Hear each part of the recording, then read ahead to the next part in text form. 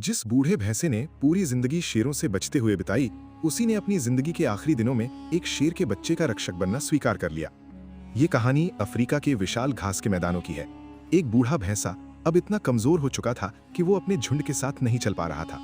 आखिरकार झुंड उसे पीछे छोड़कर आगे बढ़ गया। अब वो अकेला था।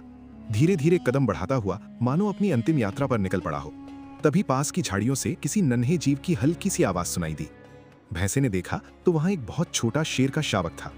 वो इतना छोटा था कि ठीक से चल भी नहीं पा रहा था। भैंसे के मन में तुरंत खतरे की घंटी बज उठी।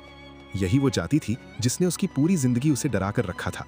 उसके सामने भविष्य का एक शिकारी खड़ा था। अगर वो चाहता तो एक ही बार में इस खतरे को हमेशा के लिए खत्म कर सकता था। लेकिन जैसे ही उसने अपना पैर उठाया, छोटा शावक लड़खड़ाता हुआ उसकी ओर बढ़ने लगा। उसे ना दुश्मन का मतलब पता था, न शिकार का। उसे बस ठंड, भूख और डर महसूस हो रहा था।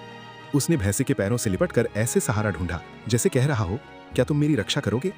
भैंसा कुछ पल के लिए ठिठक गया।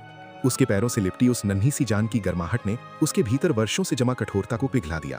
उसने ना तो शावक को नुकसान पहुंचाया और ना ही उसे छोड़कर गया। वो चुपचाप उसके पास खड़ा रहा, अपनी विशाल देह से उसे तेज धूप और ठंडी हवाओं से बचाता रहा। इसके बाद घास के मैदान में एक अनोखा दृश्य देखने को मिला। दिन में बूढ़ा भैंसा उस श्रावक के लिए चलता फिरता साया बन जाता। रात में जब जंगली शिकारी आसपास मंडराते तो वो अपने मजबूत सींगों के साथ उनके सामने डटकर खड़ा हो जाता। वो श्रावक को खाना तो नहीं दे सकता था, ना उसे शिकार करना सिखा सकता था, लेकिन उसने उसे सबसे कीमती चीज दी, सुरक्षा और अपनापन। समय बीतता गया। शेर का श्रावक धीरे धीरे बड़ा होने लगा। उसके पंजे मजबूत होते गए, आंखों में आत्मविश्वास आने लगा।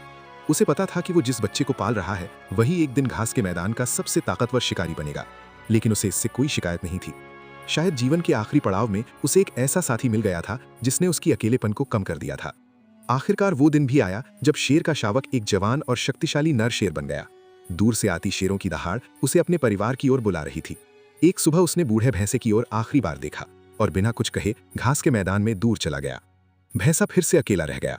जंगल की ऐसी रोचक और हैरान कर देने वाली कहानियों के लिए चैनल को सब्सक्राइब करें।